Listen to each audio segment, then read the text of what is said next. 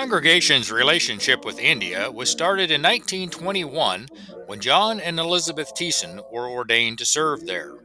Others followed in their footsteps, such as Nurse Eva Pauls in 1937 and missionaries Dr. Arthur and Jeanette Thiessen in 1952. The tradition continues into the 21st century.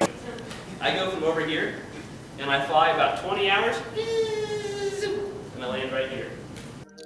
India is not the only place we have been called to witness. In 1926, Frank J. and Agnes Innes were ordained as missionaries to the Congo. When the African Inter-Mennonite Missions held their 100-year celebration in 2012, they sent Pastor Benjamin Mubenga to our congregation to speak because of our long history we have had with missions in Africa. During the 1940s and 1950s, the congregation increased its involvement with larger like-minded institutions and more mission boards. People would come from miles around to hear their missionaries, many of whom were sent by this congregation, speak at our annual mission festival. Our congregation had a problem with fire. The first church fire was October 8, 1926, when a bolt of lightning struck the building and burned it to the ground. The congregation met at an old abandoned MB church in Inman until the new building was constructed. The first communion in the new building was held November 24, 1929. Notice they had two front doors on the west end. The men entered one door and sat on one side of the church. The women entered the other door and sat on the other side of the church. The pastor was on the east side with an arrangement very similar to what we have today, just facing the other direction. The second church fire was February 10, 1953. No one knows for sure how the fire got started, but they wasted no time in getting a new building built. The congregation donated over 23,000 hours of labor. Members from 16 other congregations gave their time. Worship services went on at the Inman High School auditorium.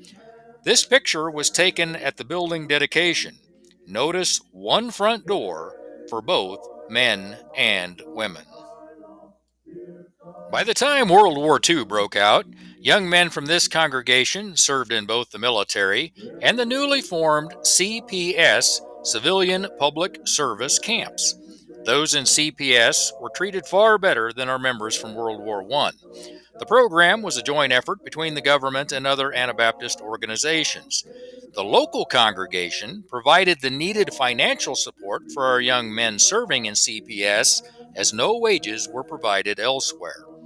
They fought forest fires, worked in mental hospitals, did conservation work, and other projects. Similar programs existed throughout the draft year. This was also the time it was decided a transition needed to be made from German to English. In 1942, they started having an English-speaking service once a month. That was increased to twice a month in 1944. Into the 1950s, there was still a German-speaking service once a month. After that, now and then a song would be sung in German. In 1930, a Women's Mission Society was organized. In 1940, the Charity Society was founded, and Friendship Circle was started in 1963 and remains today. The ladies' organizations build school kits for missions, create projects to be sold for relief, and other necessary mission work. In 1956, a men's group was organized.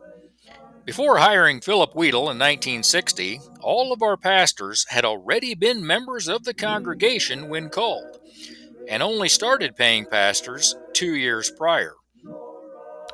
Since that time, we have still filled pastoral roles amongst our own flock. Join us next week when we discuss the most recent 50 years and some of the steps taken, including hiring a pastor who used to be a fireman.